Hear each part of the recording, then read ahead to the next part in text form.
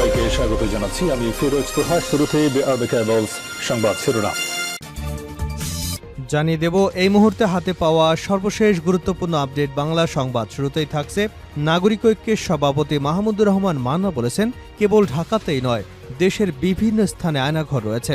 শুক্রবার জাতীয় শহীদ মিনার প্রাঙ্গণে মায়ের ডাক আয়োজিত গুম এবং বিচার বহির্ভূত হত্যাকাণ্ড বন্ধের প্রতিবাদে আয়োজিত এক মানববন্ধনে তিনি এসব কথা বলেন।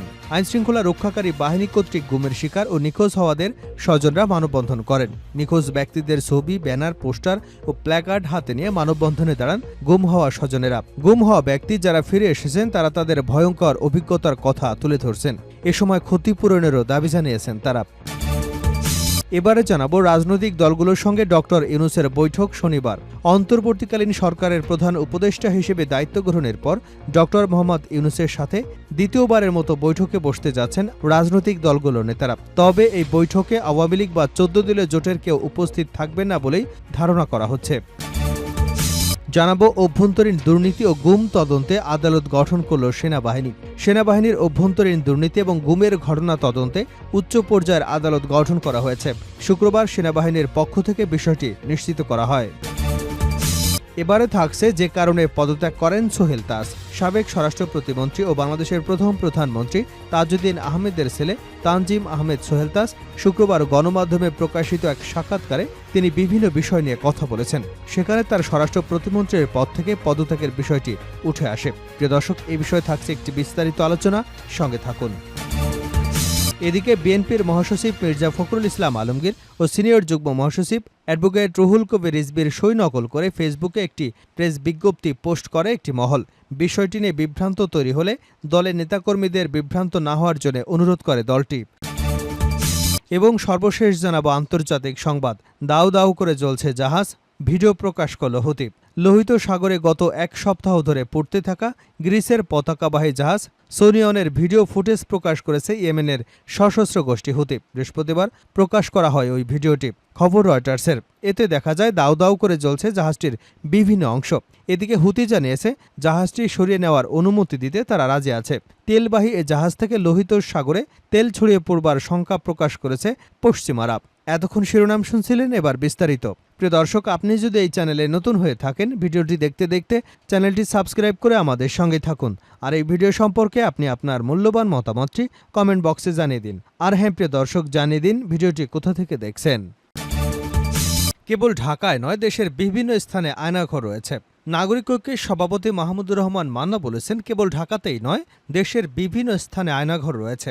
শুক্রবার জাতীয় শহীদ মিনার প্রাঙ্গণে মায়ের ডাক আয়োজিত গুম ও বিচার বহির্ভূত হত্যাকাণ্ড বন্ধের প্রতিবাদে আয়োজিত এক মানববন্ধনে তিনি এসব কথা বলেন। আইনশৃঙ্খলা রক্ষাকারী বাহিনী কর্তৃক গুমের শিকার ও নিখোঁজ হওয়াদের স্বজনরা মানববন্ধন করেন। নিখোঁজ ব্যক্তিদের ছবি, ব্যানার, পোস্টার ও প্ল্যাকার্ড হাতে নিয়ে মানববন্ধনে দাঁড়ান স্বজনরা। গুম হওয়া ব্যক্তি যারা ফিরে এসেছেন তারা তাদের ভয়ঙ্কর অভিজ্ঞতার কথা তুলে ধরেছেন। এ সময় ক্ষতিপূরণের দাবিও জানিয়েছেন তারা। মাহমুদুর রহমান মান্না বলেন, 5 অগাস্টের পর নতুনভাবে যে জাগরণ তৈরি হয়েছে এটিকে অনেকেই স্বাধীনতা বলে আখ্যায়িত করেছেন। কিন্তু এমন সময়েও যদি স্বজনহারা ব্যক্তিরা তাদের স্বজনদের ফিরে না পায়, তাহলে এই স্বাধীনতা ব্যর্থ হয়ে যাবে। অন্তর্বর্তীকালীন সরকারের কাছে আবেদন থাকবে, দ্রুততম সময়ে স্বজনদের কাছে গুম হওয়া ব্যক্তিদের ফিরিয়ে দিন। তিনি আরও বলেন, আমাদের সৌভাগ্য যে আয়নাগর থেকে মাইকেল চাকমা ফিরে আসতে পেরেছেন, কিন্তু এখন পর্যন্ত অনেকেই ফিরে আসেনি। দুঃখ হয় যখন আমাদের গুম হওয়া ব্যক্তিদের নিয়ে কথা বলতে আসছি, তখন মন্ত্রীরা বলতেন ভূমধ্যসাগরে ডুবে যাওয়া ব্যক্তিদেরকেও নাকি আমরা গুম হওয়া ব্যক্তি হিসেবে বিবেচনা করছি। গণমাধ্যমের কাছে অনুরোধ থাকবে, বিগত সময় থেকে শুরু করে আপনাদের কাছে গুম হওয়া যত খবর আছে সবগুলো প্রকাশ করুন, যা দেশপ্রেমিক হিসেবে এক গুরুত্বপূর্ণ দায়িত্ব। নাগরিক ঐক্যের সভাপতি আরও বলেন, আয়নাঘর নিয়ে গণশুনানির আয়োজন করতে চেয়েছিলাম, কিন্তু তার জন্য নানাভাবে আমাকে বাধা দেওয়া হয়েছে। তবে আমরা চাই এই গণশুনানির আয়োজন হোক। গুমসহ অবৈধ হত্যাকাণ্ডের জন্য দায়ী প্রত্যেক ব্যক্তির বিচার আমরা নিশ্চিত করতে চাই। তারা কেবল মানুষই গুম করেনি, পুরো গণতান্ত্রিক ব্যবস্থাকে গুম করে দিয়েছিল। রাজনৈতিক দলগুলোর সাথে ডক্টর ইউনূসের বৈঠক শনিবার। অন্তর্বর্তীকালীন সরকারের প্রধান উপদেষ্টা হিসেবে দায়িত্ব গ্রহণের পর ডক্টর মোহাম্মদ ইউনূসের সাথে দ্বিতীয়বারের মতো বৈঠকে বসতে যাচ্ছেন রাজনৈতিক দলগুলোর নেতারা। তবে বৈঠকে আওয়ামী লীগ বা 14 দলীয় জোটের কেউ উপস্থিত থাকবেন কিনা এমনটা এখন পর্যন্ত জানা যায়নি। তবে ধারণা করা হচ্ছে আওয়ামী লীগ থেকে কারো না থাকার সম্ভাবনাই বেশি।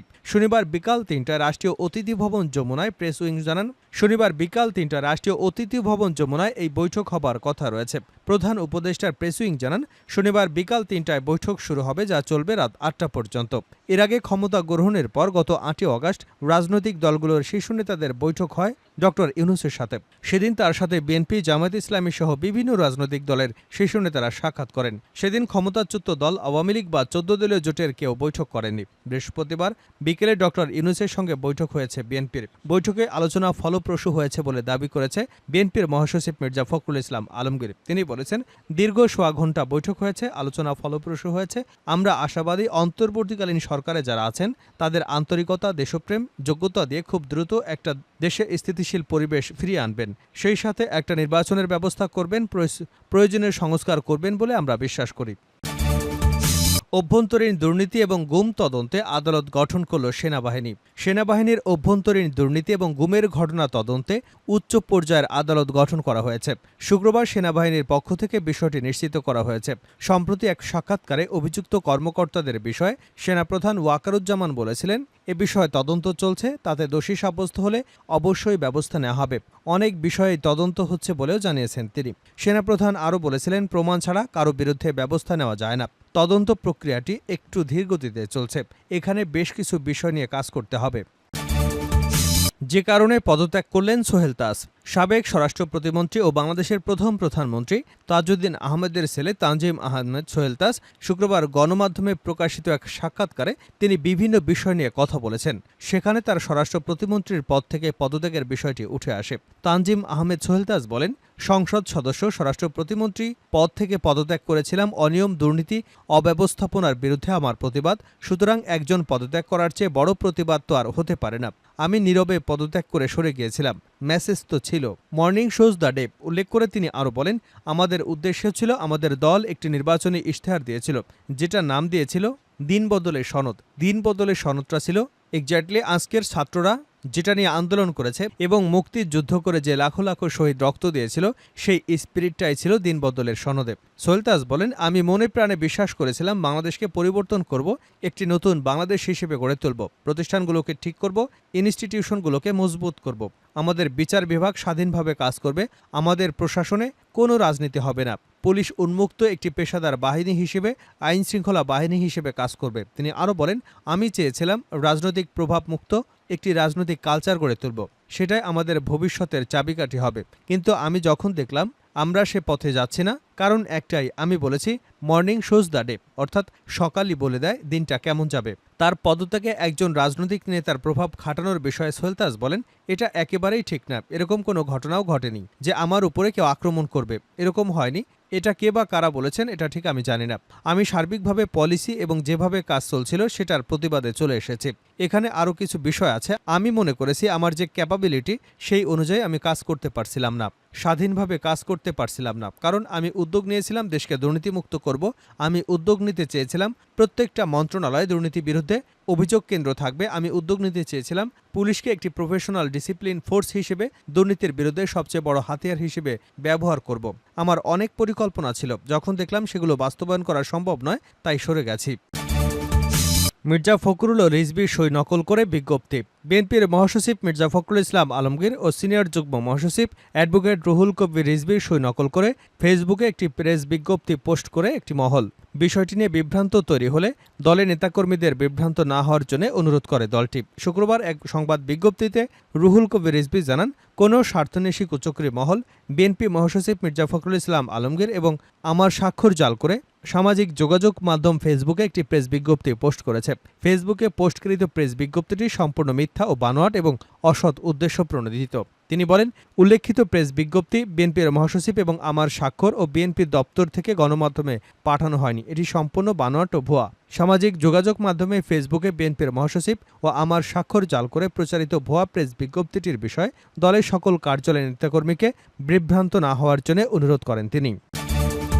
দাউ দাউ করে জ্বলছে জাহাজ, ভিডিও প্রকাশ করল হুতি। লোহিত সাগরে গত এক সপ্তাহ ধরে পড়তে থাকা গ্রিসের পতাকাবাহী জাহাজ সোনিয়নের ভিডিও ফুটেজ প্রকাশ করেছে ইয়েমেনের সশস্ত্র সংগঠন হুতি। বৃহস্পতিবার প্রকাশ করা হয় ভিডিও, খবর রয়টার্সের। এতে দেখা যায় দাউ দাউ করে জ্বলছে জাহাজটির বিভিন্ন অংশ। এদিকে হুতি জানিয়েছে জাহাজটি সরিয়ে নেওয়ার অনুমতি দিতে রাজি তারা। তেলবাহী এ জাহাজ থেকে লোহিত সাগরে তেল ছড়িয়ে পড়ার শঙ্কা প্রকাশ করেছে পশ্চিমারা। বুধবার জাহাজটি থেকে তেল বের হচ্ছে বলে দাবি করে যুক্তরাষ্ট্র। ইউরোপীয় ইউনিয়ন বলছে তেল বের হওয়ার কোনো প্রমাণ তারা পায়নি, তবে প্রধান ডেকের বিভিন্ন জায়গায় আগুন জ্বলছে। উল্লেখ্য, গত 23শে অগাস্ট থেকে হুতির হামলায় জ্বলছে এ জাহাজটি।